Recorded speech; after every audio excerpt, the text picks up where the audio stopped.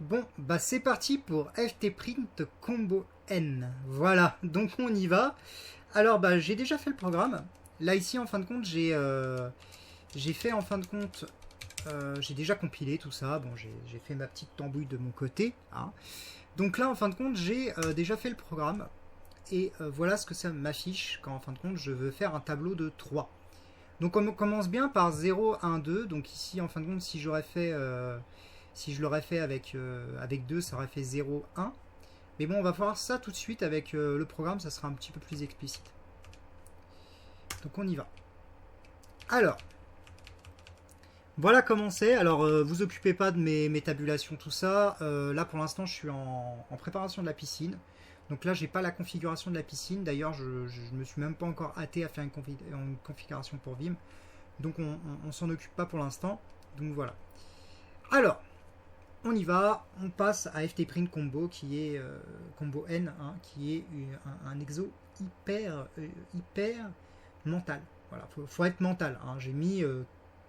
J'ai bien mis, sans mentir, 4 heures à le faire.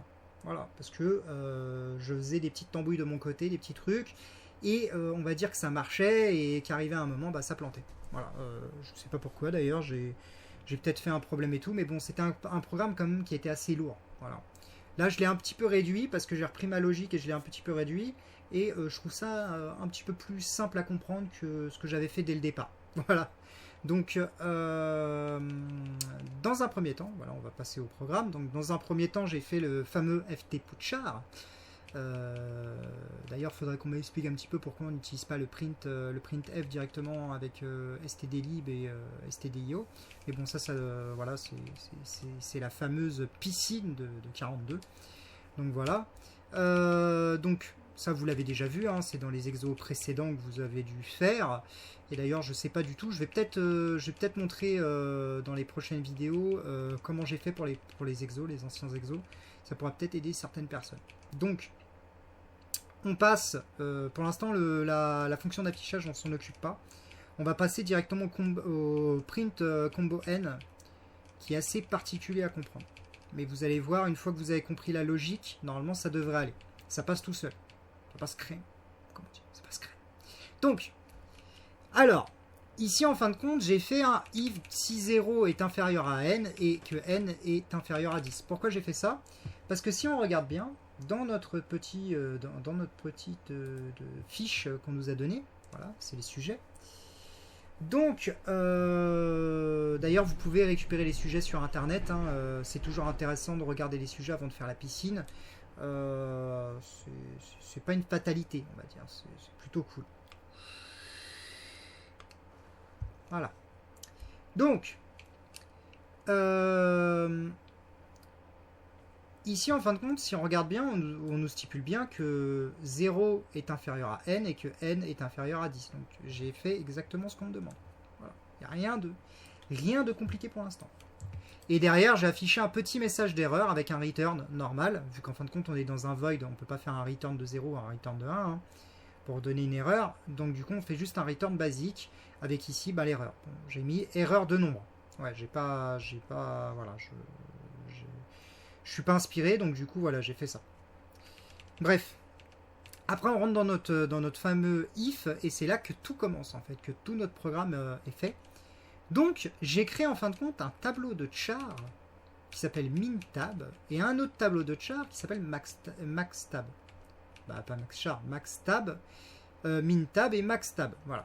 Qu'ils ont tous les deux, en fin de compte, une initialisation à n, qui est, en fin de compte, le chiffre qu'on met en paramètre ici de notre fonction. Alors, ça va nous permettre en fin de compte de faire que, si on repasse directement sur notre fiche, voilà, sur notre fameuse fiche, en fin de compte, le mintab va nous permettre de déclarer la première valeur de notre fameux tableau, donc ici, là, donc le 0,1 de notre première arborescence, voilà, de nos fameux petits calculs qu'on va faire par la suite. Donc ça va nous faire, par exemple, ici, dans le cas, si on utilise 2, donc le n de 2, comme on voit ici, ça va nous donner 0,1. Là, bon, dans mon exemple, moi que j'ai fait sur 3. Donc du coup, ça va me donner 0, 1, 2. Voilà, bon, c'est pas... Voilà. J'avais envie de faire un truc un peu différent. Voilà. Mais on peut le faire sur de 1 à 9, logiquement avec cette condition-là. Non, c'est de... Si c'est ça, de 1 à 9. Du coup, on récupère en fin de compte dans le MinTab, je me perds en fin de compte dans mes explications vu que je fais du coq à l'âne à chaque coup. Donc en fait ici, si on regarde bien notre petit truc, ici dans le MinTab, je récupère, enfin je crée en fin de compte un MinTab qui est égal à ça. Et je crée un MaxTab qui est égal à ça. Et ce qui va me permettre de faire des comparaisons et pouvoir en fin de compte faire quelque chose d'un peu plus simple. Au début en fin de compte j'avais pas fait comme ça. Et c'était assez complexe en fin de compte à gérer les cas. Donc et c'était pas compréhensible en fait quand j'ai filé en fin de compte ce que j'avais fait à quelqu'un sur un Discord là sur lequel je suis actuellement pour préparer la piscine, et ben en fin de compte il ne comprenait strictement rien. Bon, ça fonctionnait entre parenthèses, je le dis bien, ça fonctionnait entre parenthèses, mais c'était incompréhensible quoi. On donne ça à quelqu'un, directement il va s'acheter une corde et se suicide quoi. C'est voilà, j'imagine pas si j'aurais filé ça à corriger à quelqu'un, il aurait rien compris, il m'aurait dit c'est quoi ça, tu sors d'où. D'ailleurs c'était un petit peu c'était un programme de psychopathe quoi, un truc, j'aurais jamais dû faire ça. Bref. Alors, ici après on va faire un tableau en fin de compte qui va permettre de remplir ces fameux tableaux qu'on a. On va faire une petite boucle là pour remplir les tableaux. Donc du coup on fait un index de n, donc c'est normal, hein, vu qu'en fin de compte on a ces fameux chiffres là, ces fameux je sais même pas comment déclarer ça en fait, je sais pas. En fin de compte, bref, on a un tableau de n et on fait en fin de compte une boucle de n. Ça nous permet de pouvoir faire directement notre petite tambouille qu'on a ici. Donc dans notre cas du MinTab, ça va nous permettre de faire ici, pour le cas de 3, ça va nous permettre de faire 0, 1, 2, donc bien 3.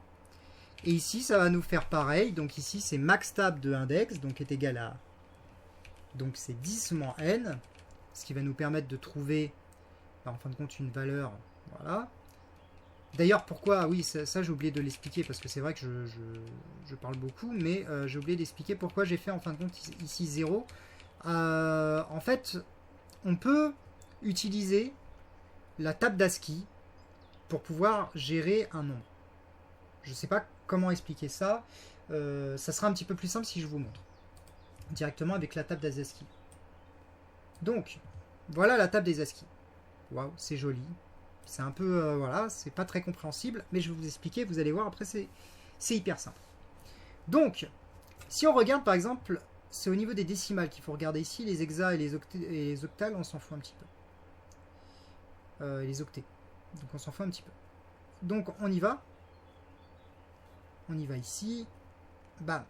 Ici on tombe sur le 0, qui est égal à quoi? À 48.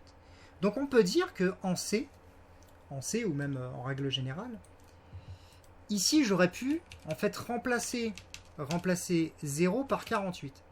Mais on peut, parce que c'est ça qui est vraiment cool, et je trouve ça vraiment sympa, parce que bon, ça aurait été un petit peu fastidieux de connaître par cœur toute la table des ASCII, hein, jusqu'à 127, surtout qu'il y a des trucs, on comprend strictement rien.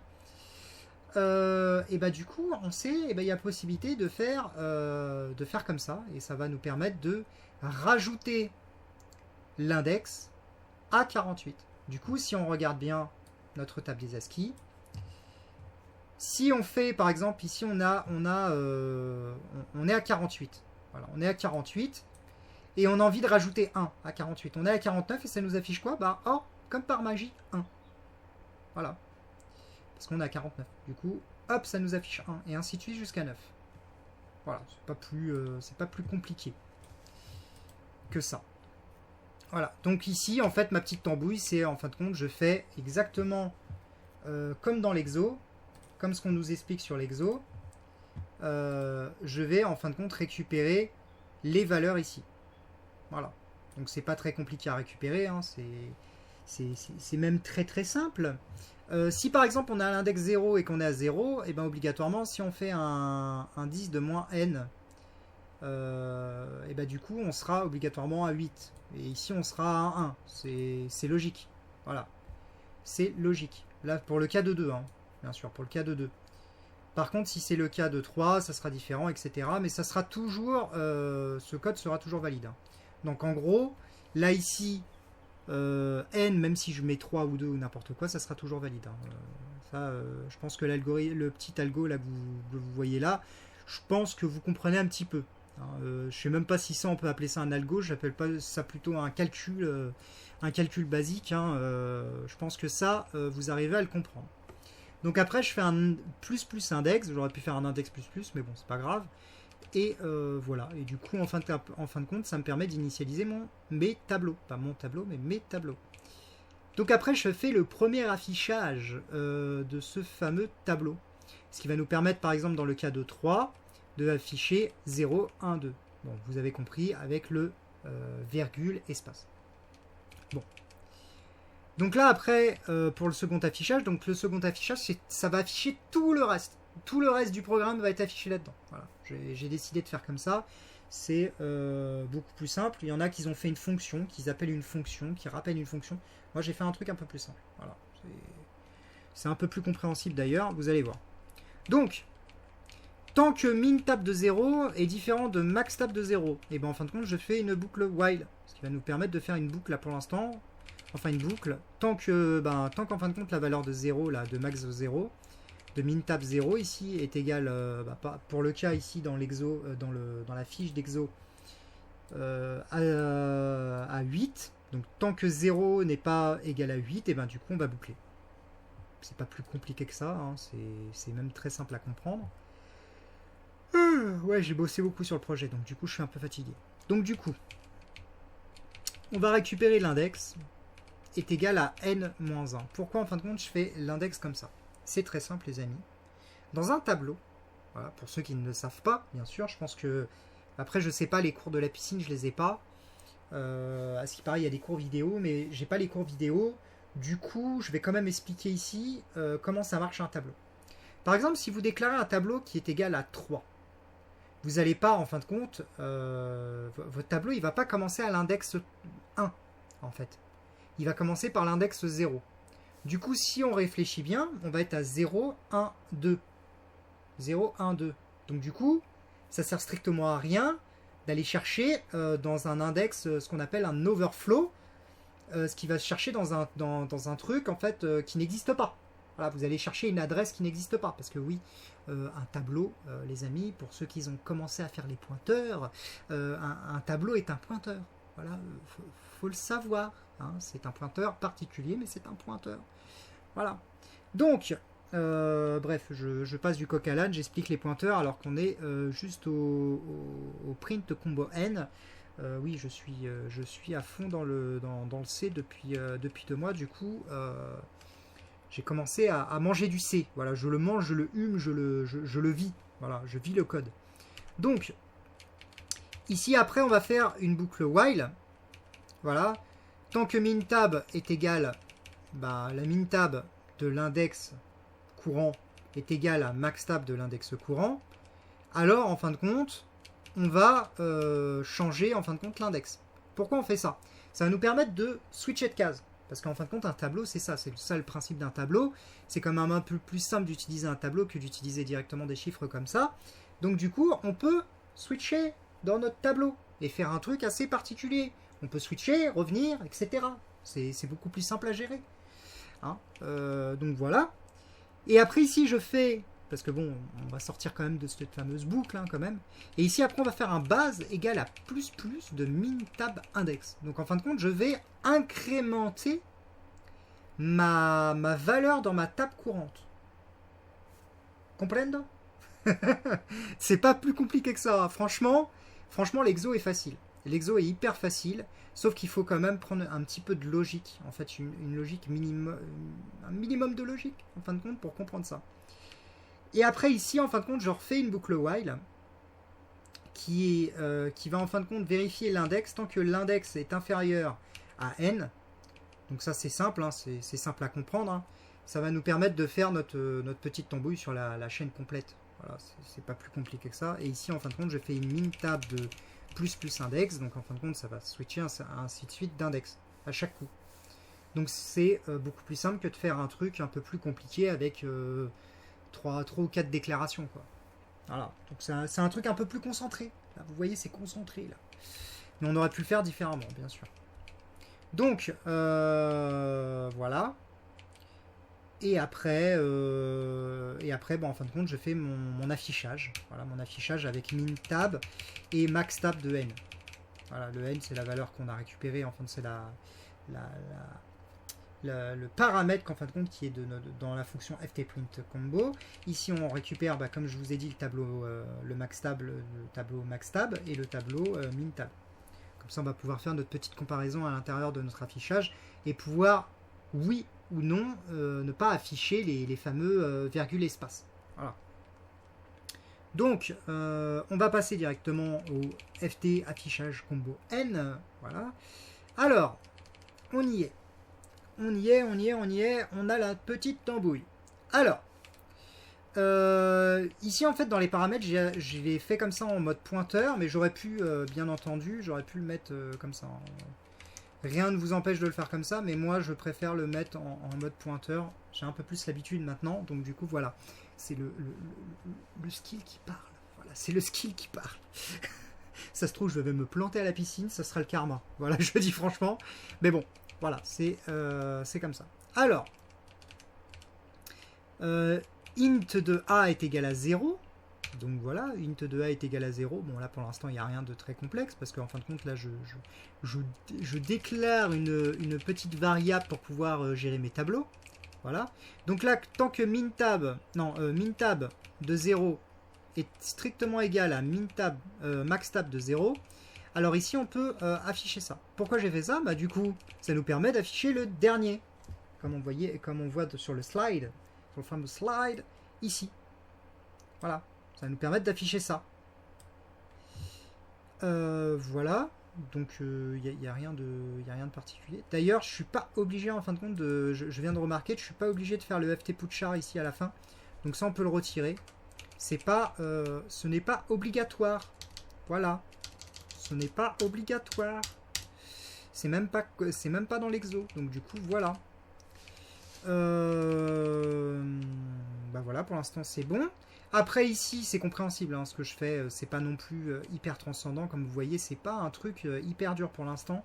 Après, c'est les premiers exos, ils veulent pas non plus que les gens se sauvent en courant. Hein, déjà, qu'il y a le shell, je pense qu'on va perdre pas mal de monde, mais alors là, si on commence à perdre aussi dans le C, les gens, ils vont se sauver en courant, quoi. Il va rester 3 pélos à 42, et puis ils feront jamais rien, quoi. Donc, bref. Ici, on fait... Dans notre cas, en fin de compte, où c'est les valeurs, en fait, la valeur est maximale, donc la valeur est bonne, on a fait tout correctement. Du coup, on fait notre boucle, et à la fin, je fais un return, ce qui nous permet de ne pas lire ce qu'on a en dessous. Hein, parce qu'il faut savoir que quand vous mettez un return dans une fonction, en fin de compte, votre fonction se termine complètement.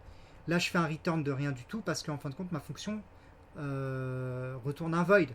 Si je retourne un int, j'aurais pu faire...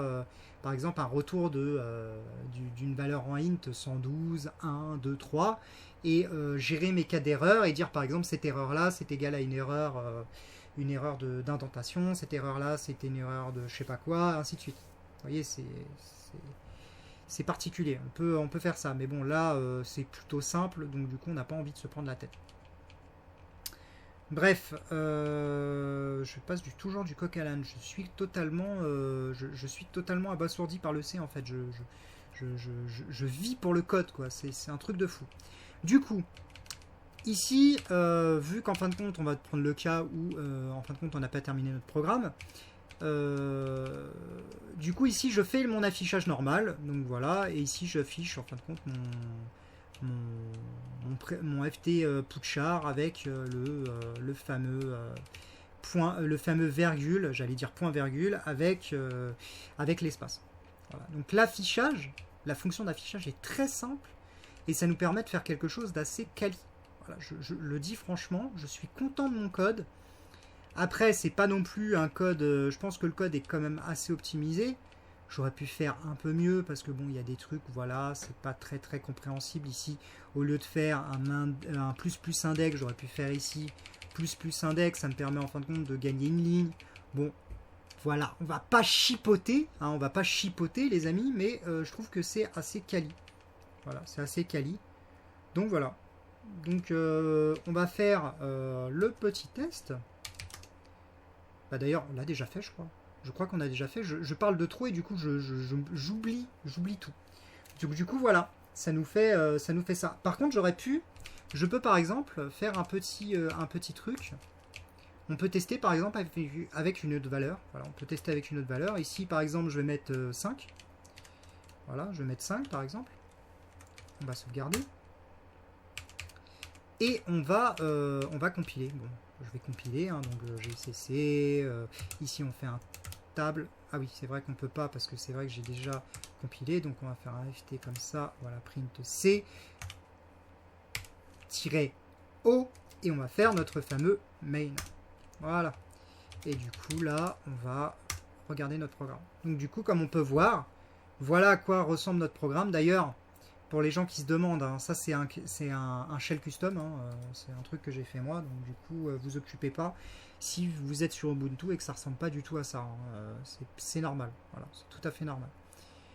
Donc comme on voit, ça fait correctement le taf.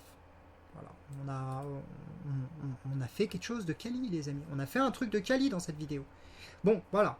Donc après par la suite, j'ai pas encore regardé les prochains exos, mais si je trouve un truc assez particulier, assez complexe, j'essaierai de faire des autres vidéos, parce que je trouve ça assez intéressant de pouvoir expliquer un petit peu comment on résout les choses. D'ailleurs, j'espère que pendant 42, j'aurai l'occasion de discuter avec des gens qui réussissent l'exo avec d'autres manières. Ça nous permet en fin de compte de partager un petit peu notre expérience du code et pouvoir un petit peu comprendre la logique des gens. Parce que le jour en fin de compte où on va bosser en groupe, là ça va être bien en fait, là ça va être la pépite, vous comprenez, parce que bon, si on a chacun des skills différents, on va pouvoir faire des choses assez intéressantes. Voilà. Bref, j'espère que cette vidéo vous a plu, hein, et puis à la prochaine vidéo.